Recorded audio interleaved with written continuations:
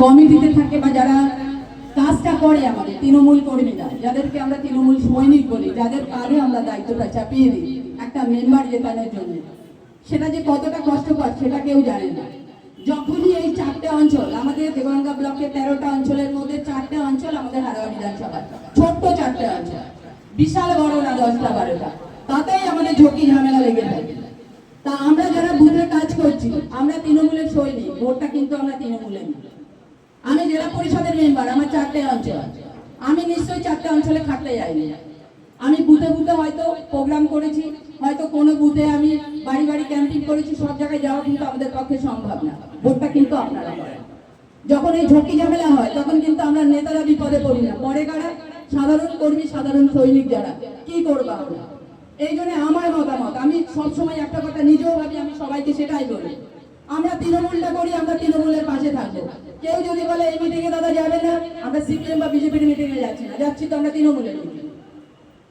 আমাদের যদি দল দিয়ে দেয় অঞ্চল সভাপতি, সে আমার অঞ্চল সভাপতি, তাকে মাথায় রেখেই আমরা কাজটা করবো। আমরা যখন বুথে বলি বুথ সভাপতি, সে কিন্তু বুথের ভোটটা সেই করে, আমরা কিন্তু তাকে দায়িত্ব দিয়ে দিই। আমরা কি যাই করতে? সব বুথে বুথে কিন্তু যাওয়া সম্ভব হয় না, তাকে বলে দিতে হবে। এই জন্য বুথের মেম্বার যারা হয় তাদেরও যেমন কর্তব্য, বুথের সভাপতি যারা, তৃণমূলের কর্মী যারা, আমাদের উচিত দিদি যেটা বলে, আমাদের কর্মীরা হচ্ছে দলের সম্পদ, সত্যি তারা সম্পদ, তাদেরকে সম্মান দেওয়া উচিত।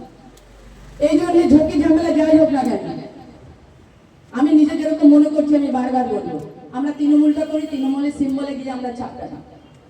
এই জন্য যা কিছু কেউ ঘাবড়াবেন না, ভয় পাবেন না যে এইটা করবে কি ওইটা করবে। যেই দেখবেন ভোট আসবে তখন কিন্তু আমাদের একটা টার্গেট থাকবে, আমাদের পঞ্চায়েত আনতে হবে, আমাদের পঞ্চায়েত সমিতি জেতাতে হবে, আমাদের জেলা পরিষদ আনতে হবে।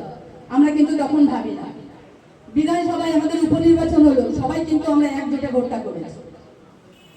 সেই জন্য কোনো দিকে কান্না দিয়ে আমরা একটাই মনে মনে ভাববো, তৃণমূল কর্মী, আমার প্রধান তৃণমূলের, আমাদের দরকার হলে যাব। যেটা রৌদা বলছিলেন যে সত্যি কৃষক থেকে শুরু করে সাধারণ মানুষ থেকে শুরু করে আমার মা বোনেরা যারা কোনো দরকারে আসে, পঞ্চায়েতের হোক মেম্বারের কাছে, আমার কথা শুনলে তো আপনারা হয়তো